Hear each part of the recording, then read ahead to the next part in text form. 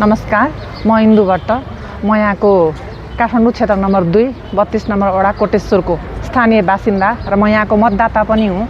र योभन्दा अगाडिको चुनावमा पनि हामी सबै मिलेर नयाँ उम्मेदवार भनेर एउटा महिला पनि हुनुहुन्छ र युवा पनि हुनुहुन्छ भनेर सोभिता गौतमलाई क्षेत्र नम्बर 2 बाट अत्याधिक मतले मतदान गरेर विजय गरेर पठाएका थियौँ। तर पछिल्लो समय हामीले हेर्दाखेरि क्षेत्र नम्बर 2 मा हामीले चाहिँ हाम्रो जनप्रतिनिधि नभएको आभास हामीले महसुस गरिरहेका छौँ। उहाँले चाहिँ सधैँ अब संसदमा आफ्नो कुरा राख्ने भनेर संसदमा चाहिँ संसदले पायो होला, तर संसदले पाएर भएन, हामीले चाहिँ उहाँलाई पाउन सकेनौँ।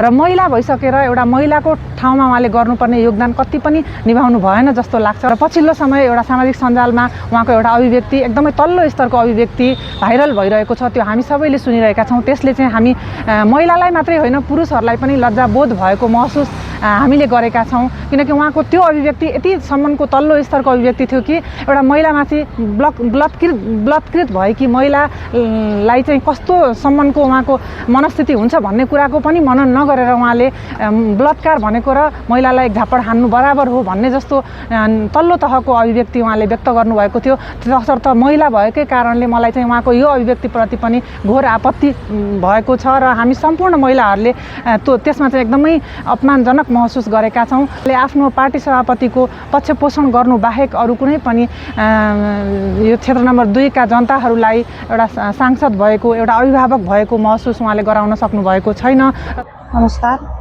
मेरो नाम चाहिँ सरिता खनाल। म काठमाडौँ क्षेत्र नम्बर 2 कोटेश्वरमा बस्छु। उम्मेदवार हाम्रो सोभिता गौतम हुनुहुन्थ्यो। उहाँलाई चाहिँ यस 2 नम्बर क्षेत्रमा पहिले योभन्दा अगाडि 79 को चुनावमा उहाँलाई चाहिँ कस्तो भने पार्टीप्रति फ्रस्ट्रेसन भएर जति पार्टीका नेताहरूसित उहाँहरूले यहाँका जनताहरूले आश गर्नुभएको थियो त्योभन्दा पनि बढी केही गर्न सकिन्छ कि भन्ने हिसाबले चाहिँ युवा नेता पनि हो भन्ने हिसाबले यहाँका जनताहरूले मत दिनुभएको थियो। तर उहाँले जितेर गइसके पछाडि चाहिँ उहाँले चाहिँ यस क्षेत्रमा एउटा पनि विकासको काम भनेको एउटा पनि गर्नु भएन। उहाँले संसदमा बोल्नेदेखि बाहेक अरू केही पनि काम नगरेको यहाँका जनताहरूको गुनासो छ। उहाँले संसदमा गएर पहिले यहाँका जनताहरूसँग सामु गएर उहाँका बाचाहरू, तपाईँका बाचाहरू के थिए ती कामहरू पुरा गर्नुहोस् भनेर 2-4 ठाउँ भेला गरेर कार्यकर्ताहरूले भनौँ न यहाँका जनताहरूले उहाँसँग कुरा गर्न खोज्दाखेरि पनि उहाँ भागेर हिँडेको अवस्था हो।